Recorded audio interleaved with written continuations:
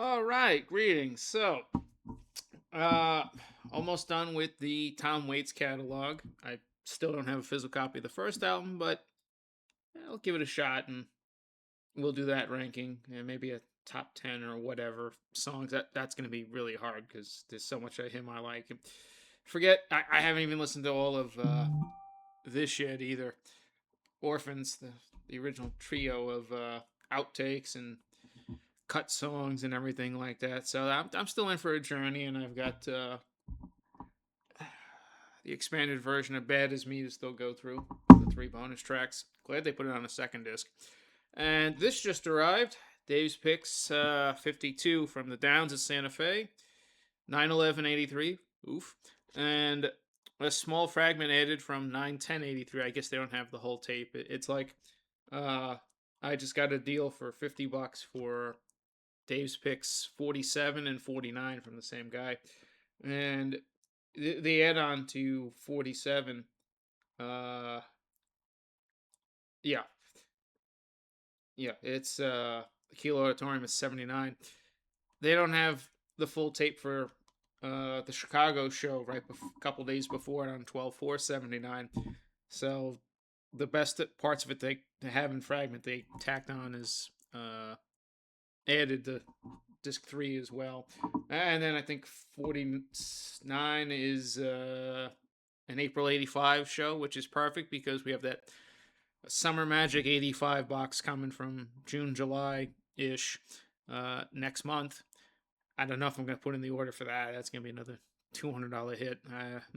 I still have to go listen to the River 71/73 St. Louis and the Live in the Air Age Bebop Deluxe 10 disc set as well, on top of 2 unheard King Crimson box sets. So I'm just slowly making my way through it. I have all of my records so far have been cataloged on Discogs. Of course, as soon as I say that, there's 3 more coming. Womp womp. Including the last of the Half Speed Abbey Road remasters. Roxy Music, the debut album, got it for $20. I believe there's like 3 copies at Vintage Farm for 35. So hey, I'll take a deal and complete my Roxy catalog. I'm fine. I'll look for the bootleg live shows like Chicago '79 or was it Detroit? But yeah, no. Other than that, that's done now. Once that gets in here, and I give that a spin. If I didn't do an album ranking already of Roxy Music, I will. I'm pretty sure I did, but who knows? That was months ago, and I gotta go through. So enough of that crap. What I want to talk about real quick before I do the Sabotage album ranking. Oh, and uh, if you have a moment to talk about our Lord and Savior Ron Jeremy, yeah, I mean,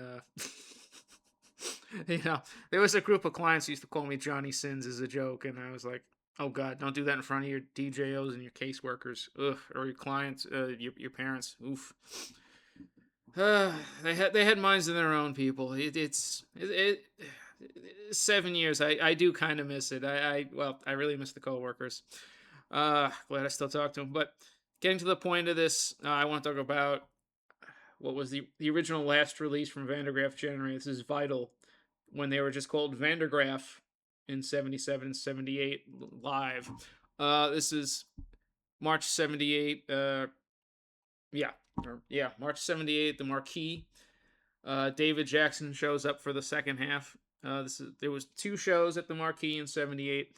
Uh, David Jackson shows up for the second half. Now, what's cool about this is that, well, the first 2 tracks that they played are still lost, and that came off of the Quiet Zone Pleasure Dome, the '77 album. Which, if you're waiting for, if you didn't get the box set, the Charisma Year set, Cherry Red did. I've got them all standalone breakouts, 2 CD, 1 Blu-ray, or whatever, uh, of 72 to 78. The thing is, they jumped the gun. They put this out because there's nothing more they can do with it. And World Record came out for the 50th anniversary as a breakout from that box this year, uh, in April. However, the standalone that's left is the Quiet Zone Pleasure Dome from '77, and I'm guessing the reason they didn't put that one out and finish off the main parts of that box set as standalones for everybody is because next year is the 50th anniversary, so they went ahead and put this out early, just because there's not more they can do with it as a 2 CD, and I guess I gotta sit on my hands for another 6-7 months and wait for that one to drop out. I'm looking forward to really hearing it because I never heard the Quiet Zone before. Getting this, and man, the couple of tracks that were either brand new from that album or just released later, they're fantastic. So, the missing first two tracks, the Cat's Eye, Yellow Fever, Running, and the Sphinx in the Face. Those are just lost. I'm sure there's bootlegs of other shows where they play them, but they ain't here. Uh, we started off in the end unofficially, but the third song in and first on disc one is "Ship of Fools." That's a B-side to Cat's Eye. It was only put out in France because in France and Italy they were huge. We've got that. We've got Mirror Images, the classic, now classic title track "Still Life," which goes almost 10 minutes here. So Jackson was the sax player, if I'm not mistaken, and he had left after World Record. And hold on, I got the lineup right here. Good thing for booklets.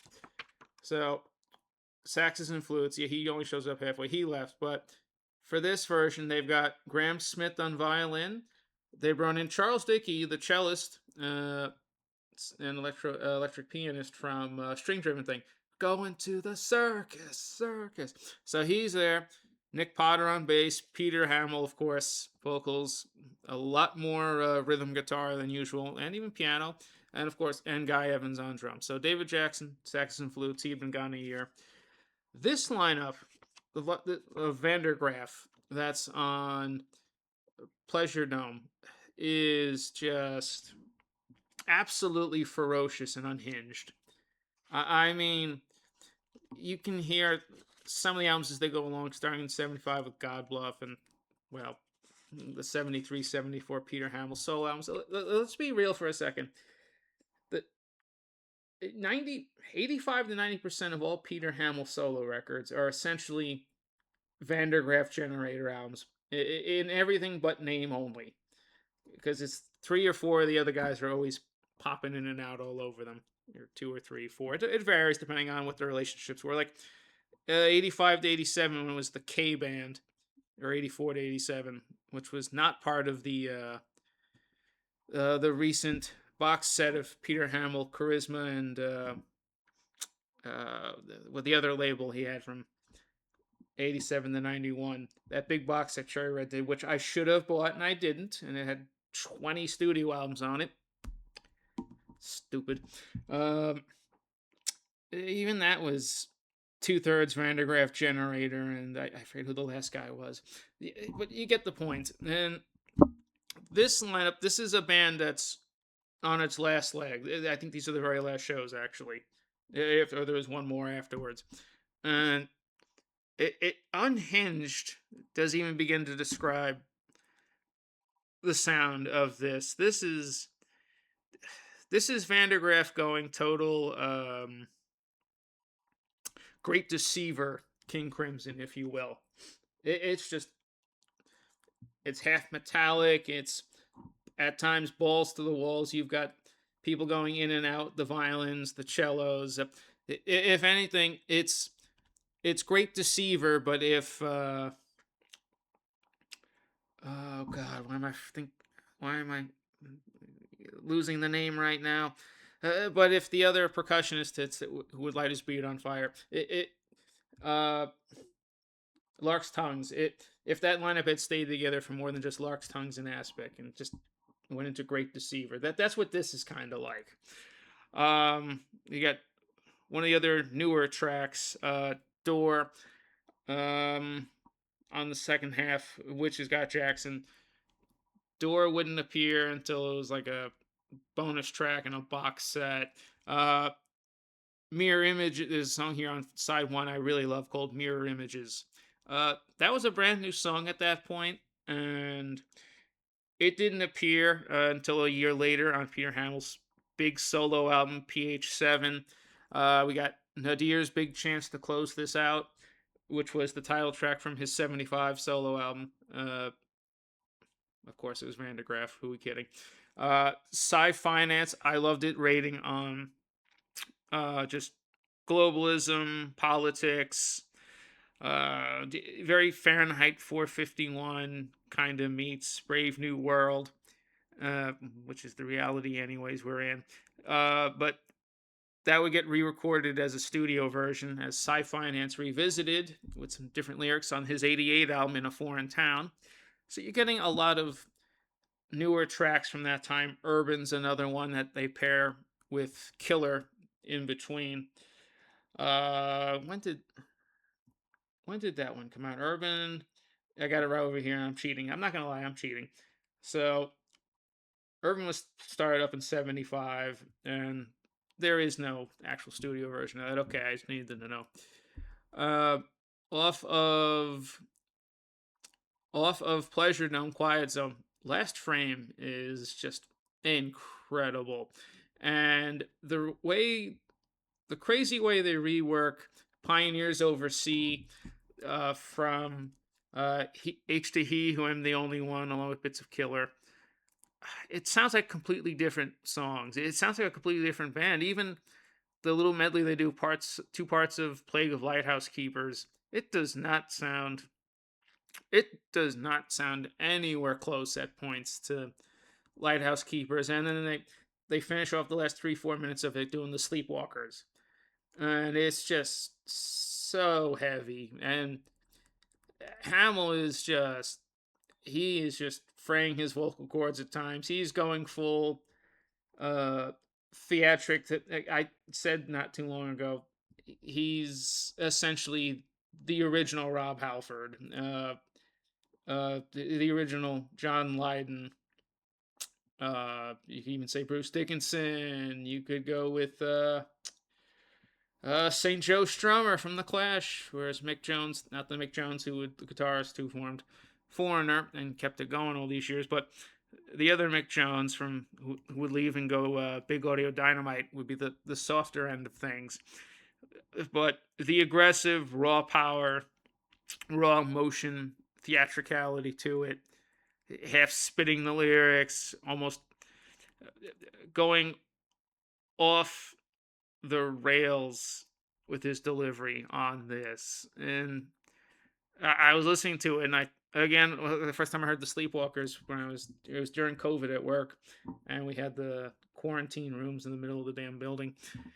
I thought Rob Halford was jumping and singing on this, and what the hell? But I'm going, okay, I could see where Rob and Bruce and PIL, Sex Pistols, I can see where the genesis comes from for the punk movement and new wave.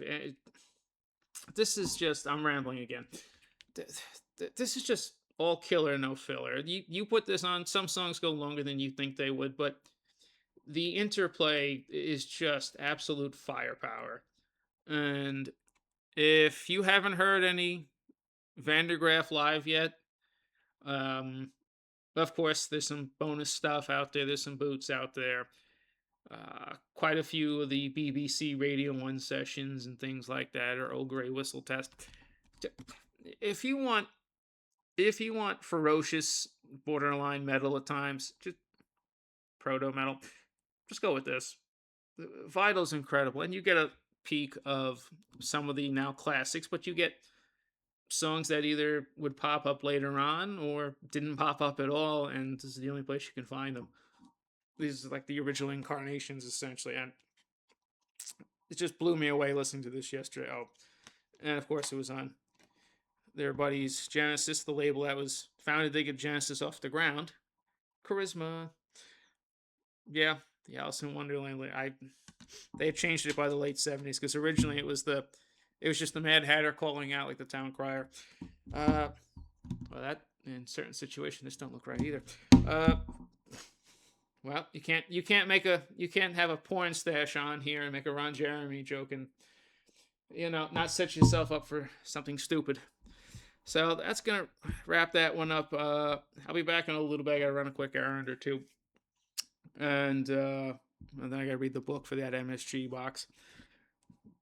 Also gotta spend hours from David Bowie because I'm almost done with the Brilliant Adventure box set, and I'll talk about that when I'm done with that.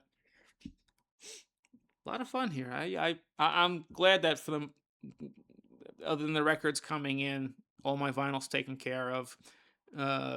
Discogs wise, now I'm going through and doing the CDs, and what I'm gonna do soon is, if it's not in a digipack, I got some of those, the resealable bags, the upstate New York company that does all the stuff for your CDs, your DVDs, and things like that.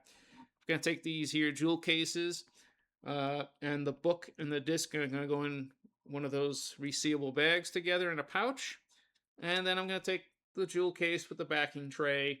I got so many open containers now because I threw out so much stuff from the basement. I'll just put these jewel cases away, and that'll save me space on my shelf up here. When the time comes, either I get tired of the album and I want to get rid of it, or the family wants to get rid of it should something happen, then go downstairs. The boxes will be labeled with tape, which alphabet, A through whatever. Dig through, find the case, bing, put it up, sell it. That's it. Because you got to do something. That's the thing. Being the hard part of being the collector is space. Not only is it the final frontier, but in legit sense, but also as a homeowner, as a bit of a materialist, space is everything. And when you ain't got it no more, you so fucked. And then you gotta pay for more space. Get out of here with that. I'd rather find ways around it, or just get rid of what I'm not going to use anymore.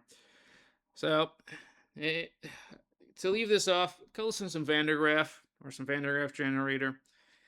Maybe I'll make a list of a primer list of tracks from each album, which is what I want to do with Wendy O. Williams and Plasmatics, and I keep forgetting to do that. So yeah, when I get more into the Peter Hammill solo albums, I'll just make a video of, check out these 5 or 6 if you like this. I mean, he's got like 60 studio albums though, so not going anywhere. He's still putting stuff out. He's still putting stuff out. And yeah, so in the words of Tom Waits, remember, I always like to say, enjoy yourselves, and make sure you do everything, because, well, like track 2 on Bone Machine, someday we're all going to be dirt in the ground, folks. And that's just the reality. Till next time. See you later.